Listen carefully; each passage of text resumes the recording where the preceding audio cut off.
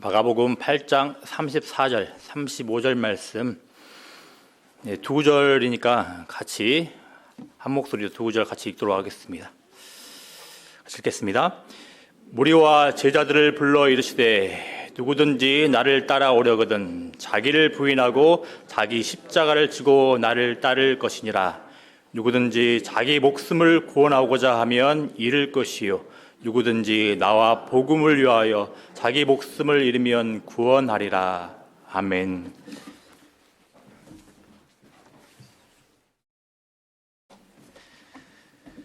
할렐루야. 네. 이번 주는 고난 주간입니다. 그래서 고난과 제자도라는 제목으로 이 시간 함께 은혜를 나누고 싶습니다. 우리는 지난 몇 년간 코로나19로 인해서 많은 곤혹을 치렀습니다. 심지어는 생업을 포기하기도 하고 가정이 무너지기도 했습니다. 대다수의 사람이 코로나에 걸려서 그 통증의 고통을 겪기도 했습니다. 이 코로나에 걸리면 어떤 증상들이 나타나시던가요? 우선 열이 나죠. 또 목이 따갑고 기침이 나옵니다. 또 머리도 아프고 몸살이 생기는 여러 증상이 있습니다. 그런 증상들이 나타나면 우리는 내가 코로나에 걸린 것 아닌가 싶어서 진단 키트를 사용해서 확인하곤 했습니다. 마찬가지로 우리가 죽음의 힘 아래 놓여 있고 죽음에 걸려 있으면 여러 증상들이 나타나요. 죽음에 걸려 있다라는 것을 알게 하는 대표적인 증상들이 뭐냐면 악, 고난, 고통, 질병 등입니다. 우리 앞에 놓여 있는 악이나 고난, 고통, 질병이라는 증상들을 통해서 우리가 죽음의 권세 아래 놓여 있구나라는 것을 알게 된다라는 거예요. 우리는 지금 산다고는 하지만 사실은 벌써 죽음에 걸려 있는 자들입니다. 우리가 경험하는 수많은 악, 고난, 고통, 질병들이 이를 알려줍니다. 8, 90 평생을 지내다가 결국 무덤에 이르는 것은 죽음에 걸려 있는 현재의 우리를 그때 가서 재확인하는 것에 불과하다라는 말입니다. 그러면 그 허무하고도 무서운 죽음, 누구도 피할 수 없는 죽음, 어디서부터 오는 것일까요? 로마서 6장 23절이 알려주는데 죄의 삭시 죽음이라고 말합니다. 그렇다면 우리를 그 죽음으로 내모는 죄는 과연 무엇입니까? 죄라고 하면 우리는 보통 우리가 행하는 여러 가지 구체적인 자범죄들을 생각합니다. 물론 생각으로 또 말로 행동으로 짓는 이런 죄들도 죄임에는 틀림이 없습니다. 그러나 그것들은 죄의 본질은 아닙니다. 죄의 단면일 뿐입니다. 그러면 우리를 마침내 죽게 하는 죄의 본질은 과연 무엇입니까? 죄의 본질이란 하나님께 대한 인간의 옳지 않은 태도를 말합니다. 인간은 창조주 하나님의 피조물이에요. 창세기 1장 27절이죠. 하나님이 자기 형상 곧 하나님의 형상대로 사람을 창조하시되 남자와 여자를 창조하시고 라고 말합니다. 인간은 하나님의 형상으로 피조된 하나님의 작품입니다. 따라서 인간은 자기를 의지하지 말아야 돼요. 자기 힘으로 스스로 살아가려고 해서는 안 됩니다. 창조주 하나님께 의존하는 태도를 가져야 돼요. 그게 인간의 마땅한 본분입니다. 여기서 하나님을 의존한다라는 말의 의미는 하나님을 의지하고 하나님께 순종한다라는 의미입니다. 조금 더 구체적으로 말해서 하나님을 의지한다라는 것은 전지하시고 전능하신 창조주 하나님을 의지하고 순종한다라는 것입니다. 불완전한 피조물인 나를 의지하지 않고 완전하신 하나님을 의존하고 의뢰한다라는 거예요. 내 생각에는 이렇게 하는 것이 좋겠다고 판단이 되지만 그럴 때에조차도 나보다 나를 더 잘 아시고 내 생각보다 크신 그 하나님을 의존하는 것을 말합니다. 내 지혜와 내 능력으로는 A라는 길로 가는 것이 좋다고 생각이 되지만 그럼에도 나보다 훨씬, 아니 비교할 수 없을 정도로 광대하신 하나님이 B라는 길을 제시하실 때에 기꺼이 순종하는 것을 의미합니다. 내 계획이나 생각이 하나님의 인도하심과 다를지라도 그 하나님을 믿고 따르는 것을 뜻합니다. 반면에 죄의 본질은 무엇입니까? 바로 하나님께 의지하는 태도, 순종하는 태도를 버리는 거예요. 하나님과의 올바른 관계를 깨트리는 이 태도, 학자들은 인간의 자기 주장의 결과다 이렇게 설명합니다. 인간의 자기 주장이란 인간이 창조주 하나님께 대해 독립을 선언한 것을 말합니다. 즉 인간이 자기의 시간, 자기의 지혜, 자기의 힘, 자기의 사랑 등 자기 안에 내재한 자원으로 자신의 생명과 행복을 추구할 수 있다는 환상 가운데 사는 것을 말합니다. 하나님께 의존하고 순종하는 것은 속박의 상태로 오해합니다. 그래서 자기 멋대로 살고 싶어서 하나님께 대항하고 자기를 의지하고 자기 독립을 선언하는 것, 이것을 자기 주장이라고 말해요. 이렇게 자기 주장에 빠진 인간은 길어야 8, 90년이라는 짧은 시간 속에 제한된 존재가 되었기에 늙고 병들고 죽는 고난을 겪게 됩니다. 인간은 지혜가 제한되어 있어서 자신의 미래를 알 수 없으므로 불안과 근심에 사로잡힙니다. 힘이 제한되어 있기 때문에 좌절과 실패를 그리고 결핍을 맛봅니다. 사랑이 제한되어 있어서 다른 사람과 갈등 속에서 고통을 당합니다. 이 고난들은 다 뭐라고요? 죽음의 증상들입니다. 하나님을 의지하지 않고 하나님께 순종하지 않고 사는 인간의 참상입니다. 자기 주장을 하는 이 인간, 이것은 땅에서 분리된, 그래서 뿌리가 뽑힌 식물에 비유될 수 있습니다. 식물은 뿌리를 통해서 땅과 연결이 됩니다. 그러므로 수분과 영양분을 공급받아 살게 돼요. 저는 안타깝게도 식물을 죽이는 은사가 있어요. 제 연구실에 화분만 들어오면 다 임종하시고 나가세요. 한 번은 더 이상 이러면 안 되겠다 나도. 그래서 이제 이번에 아내가 사준 화분만큼은 꼭 살려야겠다 해서 물 숫자 수요일에 달력에 동그라미를 다 쳐놓고 수요일만 되면 꼬박꼬박 물을 줬어요. 정말 성실하게 한번 해봤습니다. 그런데 이번에도 화분이 시름시름 앓다가 죽고 마는 거예요. 알고 보니까 이 식물은 선인장류여가지고 물을 적게 줘야 되는데 너무 열심히 주니까 어떻게 된 거예요? 뿌리가 썩었다라는 것입니다. 뿌리가 썩으면 어떻게 돼요? 결국 생명의 근원인 땅과 분리가 돼요. 더 이상 수분과 양분을 공급받지 못합니다. 그러므로 그 선인장은 땅에서 분리되는, 뿌리가 썩는 순간 겉으로 보기에는 살아있는 것 같지만 죽음이 사실상 시작되고 있었던 것입니다. 마찬가지로 인간도 그 생명의 근원인 하나님께 의존하고 순종하는 올바른 관계를 단절하면 죽음이 시작됩니다. 자신 속에 있는 제한된 자원에 의해서 얼마 동안은 살아내겠죠. 그러나 자신의 제한성 때문에 삶은 얼마 지나지 않아 고난으로 얼룩지고 자원이 고갈되어 감에 따라 뿌리가 분리된 그 선인장처럼 말라 비틀어져 땅에 묻히게 됩니다. 이 진리는 구약의 창세기 3장에 명료하게 선포되어 있습니다.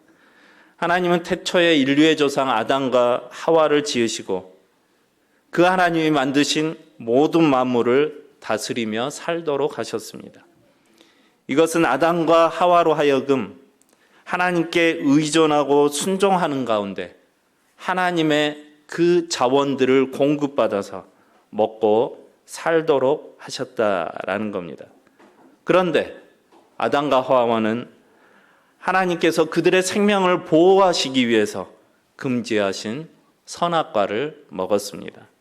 그들은 창세기 3장 5절 하나님과 같이 되어라는 뱀의 유혹에 넘어가 그 선악과를 먹음으로써 죄를 저질렀습니다. 하나님의 판단을 의심한 것이죠. 자기의 지혜를 가지고 자기 주장을 했던 것입니다. 이후로 사탄은 아담의 후예인 인류를 향하여 계속적으로 충동질합니다. 자기 주장을 하면서 살아. 네가 원하는 대로 살아. 네가 주인이 되어서 살아.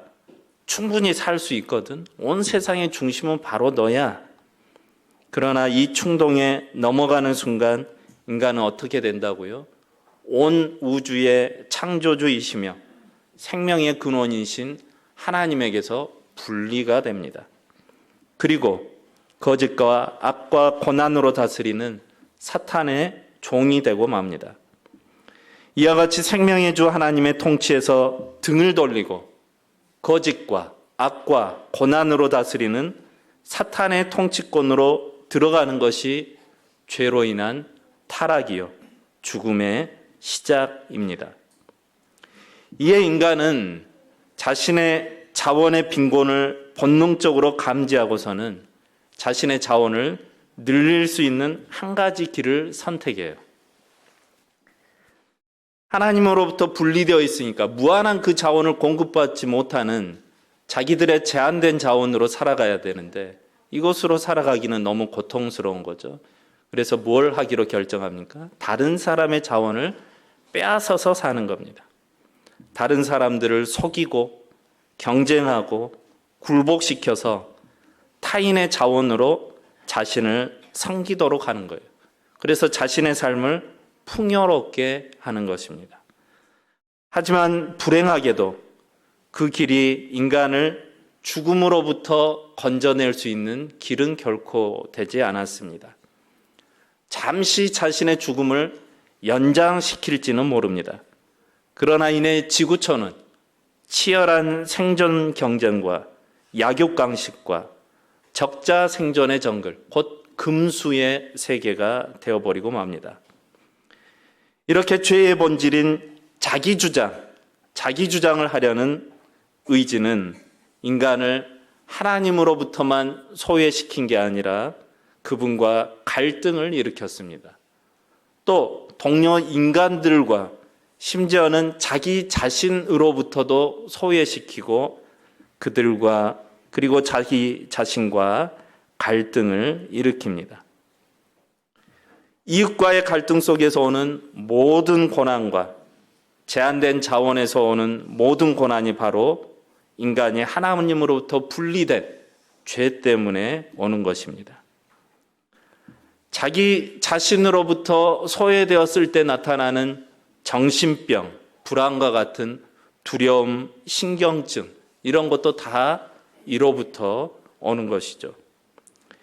이와 같이 죄에 빠진, 그래서 사망에 걸려있는 인간은 따라서 한 가지가 절실하게 필요하게 됩니다. 그게 뭘까요?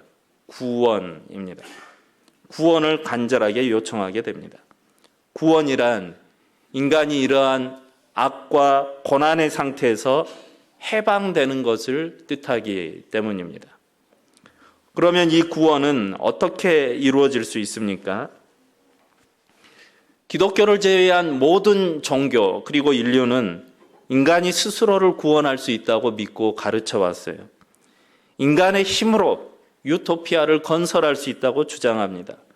계몽주의 이후 19세기에 인류는 인간의 이 이성을 재발견하고 교육을 시키고 과학과 기술을 발전시킨다면 인간에게는 더 이상 악과 고난이 없게 되고 싸움도 없는 평화와 풍요의 상태에 이룰 수 있을 것이다. 이런 낙관론을 주장합니다. 그러나 1, 2차 세계대전은 이러한 낙관론을 잿더미로 만들어 버립니다. 최고도로 발달된 과학과 기술이 인간을 최대로 파멸하는 결과를 가져와 버렸어요. 원자폭탄이 그 대표적인 예인 것이죠. 두 번의 세계대전은 인간의 이성의 개발의 그 한계, 그것을 도리어 극명하게 드러내고 말았습니다. 인간의 근본 문제인 악과 고난을 이성의 개발로서는 해결할 수 없다는 사실을 교훈하였습니다. 이와 같은 인류사에도 불구하고 여전히 문명의 발달에 대해 낙관하는 사람들이 많아요. 그래서 열심히 또 연구하고 개발하면 암도 정복하지, 더 이상 인류가 죽지 않아. 과연 그럴까요? 또 우리가 알지 못하는, 고치지 못하는 치명적인 질병들이 생겨나고 말 거예요. 인간이 가진 지혜와 이성의 힘으로 언젠가는 모든 악과 고난에서 인간을 해방시킬 수 있으리라 여전히 낙관론을 주장하는데, 그러나 결코 그렇지 않다라는 것입니다. 만일 인간이 스스로를 구원할 수 있다면 인간에게는 애초부터 구원이 필요하지 않았어야 옳습니다.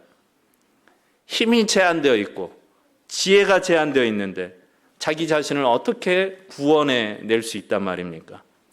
구원받아야 할 대상이 어떻게 자신을 구원한단 말인가요? 그렇기 때문에 인간의 구원은 인간 자신의 힘으로 결코 이루어지지 않는 거예요. 인간 밖에 있는 하나님으로부터만 올 수 있는 것이 구원입니다. 우리 밖에서 우리를 위해서 구원의 힘이 와야만 구원되는 거예요. 우리 밖에 무한한 힘을 가지신 초월자로부터 우리를 위해 오는 것이어야만, 즉 오직 은혜로 올 때만 우리 인간에게 구원이 이루어집니다. 그렇다면 복음이란 무엇입니까? 복음이나 바로 이렇게 제한된 자원 속에서 죽어가는 인간들에게 하나님께서 우리 밖에서 우리를 위해 친히 오셔서 구원하셨다라는 이 기쁜 소식이 복음입니다.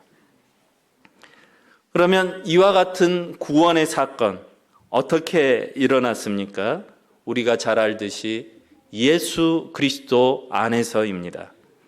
예수 그리스도 안에서 구원이 일어나요. 마가복음 10장 45절입니다. 인자가 온 것은 섬김을 받으려 함이 아니라 도리어 섬기려 하고 자기 목숨을 많은 사람의 대속물로 주려 함이니라. 이 한 구절의 말씀 아래서 예수님은 자신이 이 땅에 오신 목적을 나타내셨습니다. 그리고 마침내 그 목적대로 십자가에 달려 죽으심으로 구약의 예언을 성취하시고 하나님께 완전히 의존하고 순종하는 새 백성을 창조하시는 구원 사건을 여신 것입니다.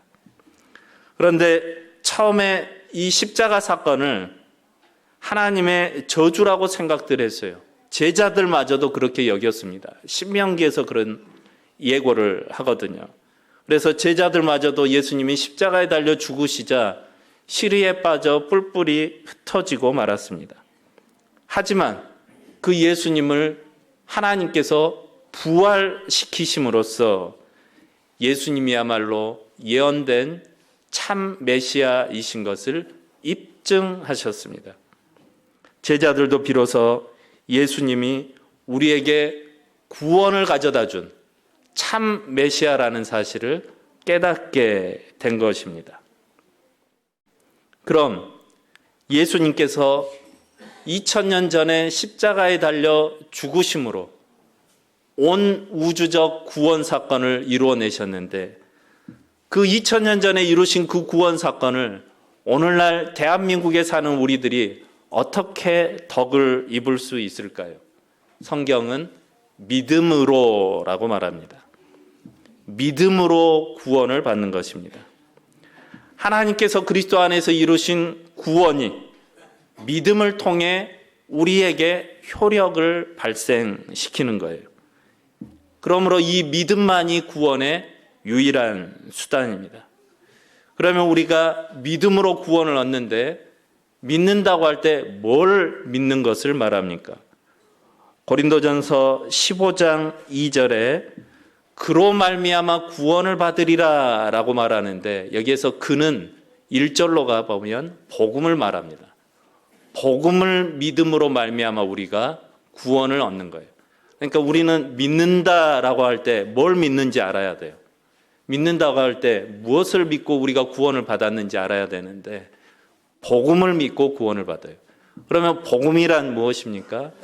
계속해서 고린도전서 15장 3절부터 5절이 설명합니다. 한마디로 말하면 그리스도께서 우리를 위하여 혹은 대신하여 혹은 대표하여 죽으시고 부활하셨다. 이게 복음이에요. 그러니까 우리가 믿는다고 할 때는 이 사실을 믿는 거예요. 이 사실을 믿는 믿음은 우리를 예수 그리스도의 죽음과 부활에 연합시키는 역할을 하게 됩니다. 다시 말하면 복음을 믿음을 통하여 우리가 그리스도와 연합이 되는 거예요. 그래서 그리스도가 하나님의 아들이시잖아요. 그런데 우리가 그 복음을 믿음으로 우리도 하나님의 아들이 되는 거예요. 하나님에 대한 그리스도의 순종이 있었잖아요. 그것이 나의 순종이 되는 거예요. 새 백성의 대표자이자 창조자이신 그리스도를 믿음으로 말미암아 우리가 새 백성이 되는 것입니다. 더 이상 자기의 제한된 자원 속에 갇혀 죽은 인생이 아니라 하나님의 새 백성이 되었으므로 하나님께 의존하고 순종하는 올바른 관계 속에서 하나님의 그 무한한 자원을 가져다 쓸 수 있는 덕을 잊게 됐다 그 말입니다. 특히 하나님의 영원한 시간, 영생을 가져다 내 것으로 삼게 됐다라는 말이에요. 그래서 구원을 얻은 것이죠. 영원한 삶을 우리가 얻게 된 것입니다. 그러므로 사랑하는 성도 여러분, 성도의 본분 한 가지인데 무엇입니까? 하나님을 의지해야 해요. 하나님께 순종해야 합니다. 내 생각과 내 지혜를 가지고 하나님을 판단해서는 안 됩니다. 자신을 의지하는 것은 결국 죽는 길인 것을 우리가 살펴봤습니다. 하나님의 형상대로 피조된 인간은 하나님을 의지할 때만 잘 살 수 있습니다. 행복할 수 있고 영생을 누릴 수 있고 구원을 얻을 수 있습니다. 물론 주님이 재림하시기 전까지 구원이 완성되기 전까지 이 땅을 사는 것, 이것을 달리 말하면 제자도의 길을 걷는 것이라고 할 수 있는데 주님의 가르침에 순종해서 살아가는 것, 이것은 고난을 철회할 거예요. 이 땅에서 제한된 우리의 자원을 타인에게 양보를 해야 되거든요. 그러니까 어때요? 내게 있던 것을 남에게 무상으로 줘야 됩니다. 그러므로 내 자신에게는 제자도를 따르는 그 순종의 길이 고난이고 슬픔을, 손해를 끼치게 할 것입니다. 그럼에도 불구하고 하나님 사랑과 이웃 사랑이라는 이중계명에 순종해서 섬기는 제자의 길만이 진정으로 우리가 사는 길임을 의심하지 말아야 돼요. 타인을 위해서 내 지갑을 여는 것을 벌벌 떨어하며 의심해서는 안 된다라는 거예요. 내 시간을 타인을 위해서 드리고 내 사랑을 타인을 위해서 나누고 내 힘을, 내 체력을 타인을 위해서 헌신하고 그렇게 하면서 염려하고 불편해하고 내 것을 다 잃은 까닭에 슬퍼하고 있어서는 안 된다라는 것입니다. 이 세상은 다 그렇게 살아요. 그렇지만 제자들은 세상의 그 조류에 우리의 마음을 빼앗기지 않아야 합니다. 성경은 사도행전 14장 22절에도 보면 바울이 하나님의 나라에 들어가려면 제자들이 많은 고난을 초래할 것이다. 마땅히 고난을 겪어야 한다. 이렇게 말합니다. 그런데 이 고난은요, 비단 종교적인 박해만 의미하지 않아요. 우리는 예수님을 믿으면 예수님 믿는다는 것 때문에 박해하고 우리를 괴롭히고 예수님 못 믿게 하고 이런 고난 정도로만 협소하게 고난을 이해합니다. 그러나 훨씬 더 광의한 의미의 고난을 오늘 이해해야 됩니다. 그게 뭐라고요? 방금 말한 것처럼 이 세상에서 제자로서 순종하며 삶으로 인해 내 삶에 끼쳐지는 손해를 의미합니다. 그리스도의 제자가 된 우리는 매일매일 우리 죄를 고백하며 사탄과 이 세상을 거부하고 자기중심적으로 살겠다라는 자기 주장을 버려야 합니다. 예수 그리스도를 믿고 의지하고 순종하게 하면서 살겠다라는 신앙의 결단을 수시로 해야 돼요. 이 세상의 정신에 순종해서 사는 이 세상의 시민으로 살지 않고 이 세상에 비록 발은 붙이고 있지만 하나님 나라의 새 백성으로 살기로 결단해야 됩니다. 그러므로 다시 말씀드리지만 그리스도인의 제자의 삶에는 고난이 필연적으로 따릅니다. 이 세상에서 사는데 세상의 정신에 순종하지 않거든요. 자기 주장을 하려는 의지를 따르지 않는 거예요. 그러니까 고통스러운 거예요. 남들은 다 그렇게 살면서 성공을 누리는 것 같고 번창하는 것 같고 잘 사는 것 같은데 나는 그 세상의 흐름에 역행해서 살아야 되거든요.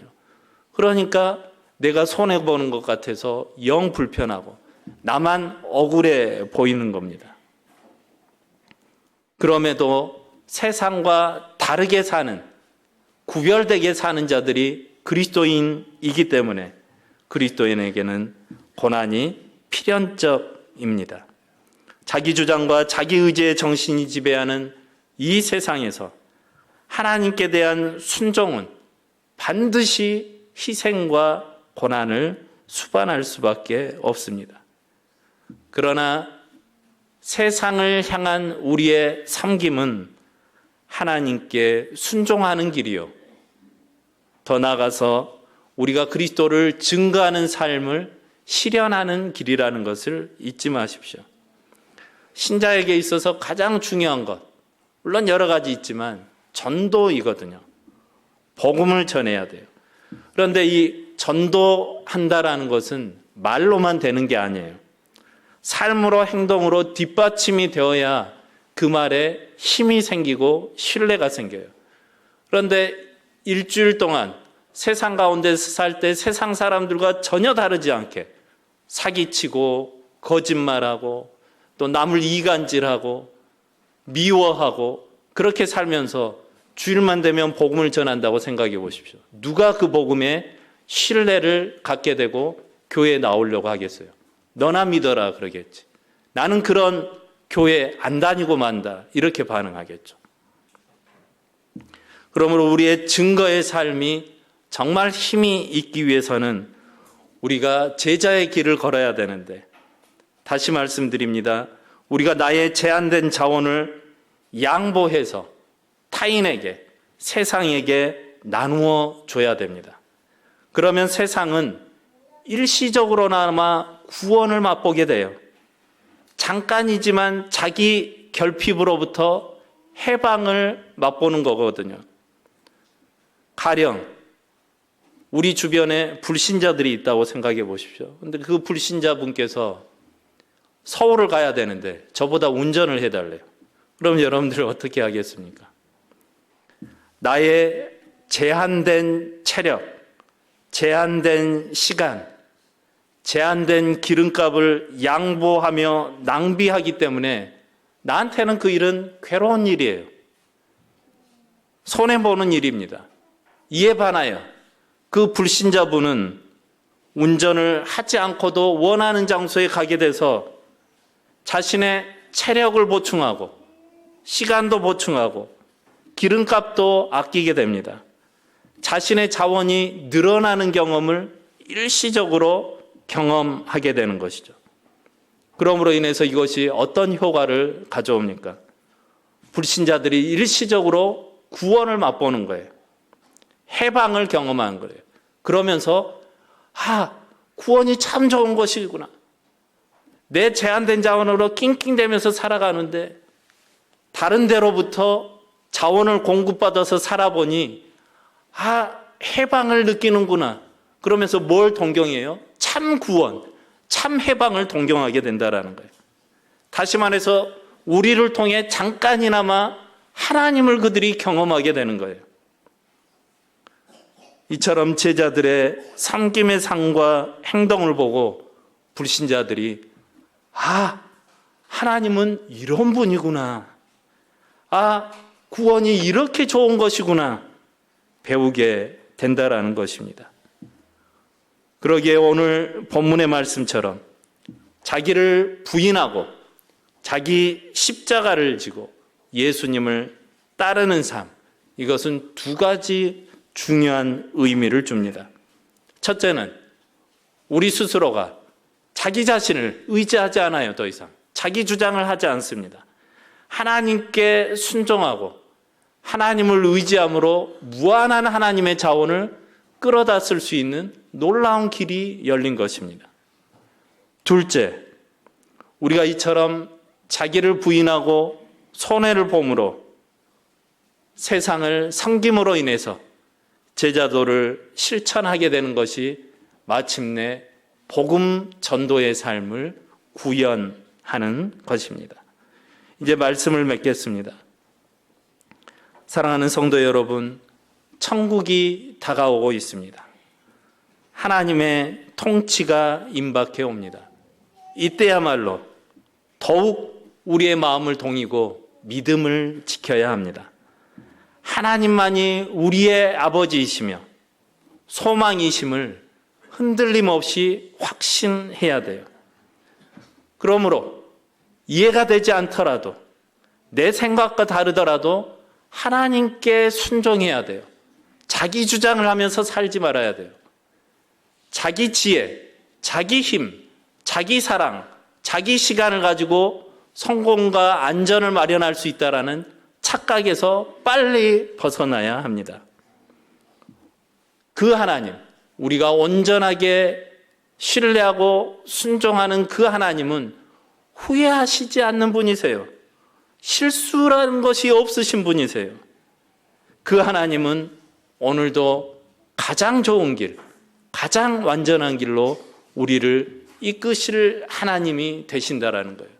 그래서 세상에 기웃기웃하지 말고 세상 사람들이 사는 방식대로 살지 말고 오직 하나님만을 바라보고 의지하며 순종하는 삶을 우리가 살아야 하는 것입니다.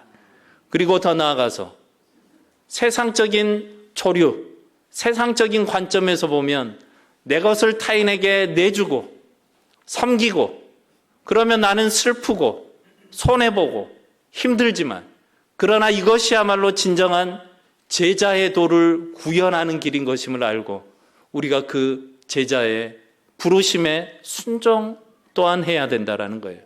그를 통해서 우리의 역동적인 힘있는 전도의 삶이 우리를 통해 이 지역 가운데 그리고 온 대한민국 가운데 일어날 수 있다라는 거예요. 그러므로 성도 여러분, 우리가 아프지 않으면 참 좋습니다. 우리의 재정에 어려움이 생기지 않으면 우리가 행복하겠죠.